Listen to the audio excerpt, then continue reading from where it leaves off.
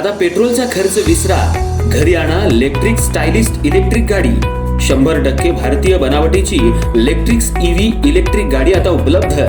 5 वर्षांची वॉरंटी, आकर्षक कलर्स आणि स्पोर्ट्स डिझाइन। एकदा चार्ज करा आणि 100 ते 140 किलोमीटर पर्यंत रेंज।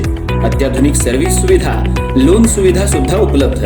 आजच भेट द्या साई मोटर्स, किसान चौक, इचलकरंजी। संपर्क 93 73 27 57 52 किंवा 0230 299 77 66। नो पेट्रोल नो टेन्शन, इलेक्ट्रिकचा स्मार्ट पर्याय।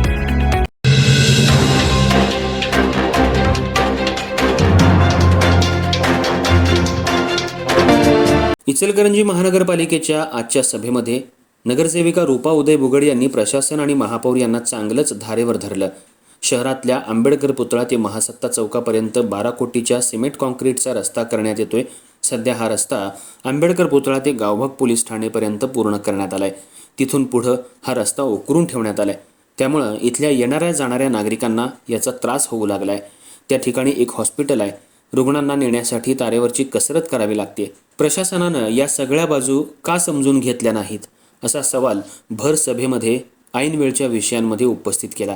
याला उत्तर देताना महापौरांनी सांगितलं की हे काम युद्धपातळीवर सुरू आहे। तिथून पाण्याची पाईपलाईन, गॅस पाईपलाईन आणि इतर पाईपलाईनचं काम सुरू आहे। काळवट असल्यामुळे हे काम उशिरा होतंय असं सांगितलं। पण पर्यायी रस्ता सुद्धा उपलब्ध करून न दिल्यामुळे नगरसेविका रूपा बुगड यांनी प्रशासनाला सभेमध्ये चांगलंच धारेवर धरलं। त्यामुळे प्रशासनाची चांगलीच धावपळ निर्माण झाली होती। इचलकरंजी शहरात मला प्रशासनाला विचारायचं आहे की इचलकरंजी शहरामध्ये रिंग रोडचा रस्ता कधी होणार आहे। जवळजवळ 1.5 वर्ष झालं ते खोदकाम करून ठेवलेलं आहे। हे खोदकाम कशासाठी केलेलं आहे तर पाईपलाईन येणार आहेत म्हणून। जर पाईपलाईन होत नसेल, ड्रेनेज होत नसेल तर तुम्ही आधी खोदकाम कशासाठी केलंय?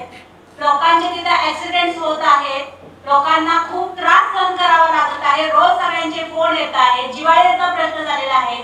तिथं मोठे मोठे हॉस्पिटल्स आहेत, निरामयसारखं हॉस्पिटल आहे, त्याचबरोबर शाळा आहेत, कॉलेजेस आहेत। ते विद्यार्थी रोज शाळेला ये जा करत असताना त्यांच्या गाड्या स्लिप होऊन ते विद्यार्थी सगळे पडलेले आहेत। त्या पालकांची तक्रार आलेली आहे। ते सगळे शिक्षक आमच्या घरी येत आहेत, विचारत आहेत की ते रस्ता कधी करणार आहात। जर ती पाईपलाईनची जर व्यवस्था झाली नसेल तर तुम्ही रस्ता खोदकाम का केलं, कशासाठी केलं हे मला प्रशासनाला विचारायचं आहे। बरं ठीक आहे, जर खोदकाम केलं असेल सर अध्यक्ष महोदय तर किमान पावसाळ्याच्या आधी त्याच्यावर खडी टाकून त्याचा रोलिंग करायची जबाबदारी प्रशासनाची नव्हती का? ठीक आहे, मला सांगा, जर आपण जनतेकडून घर भाडा घेत असेल, जर पाणीपट्टी घेत असेल तर त्यांना त्यांची माननीय सदस्य मॅडम तुमचा विषय कळलेला आहे। 6 आपले विषय झाले किती? प्रभाग क्रमांक 8 लवकरात लवकर रस्ता झाला पाहिजे।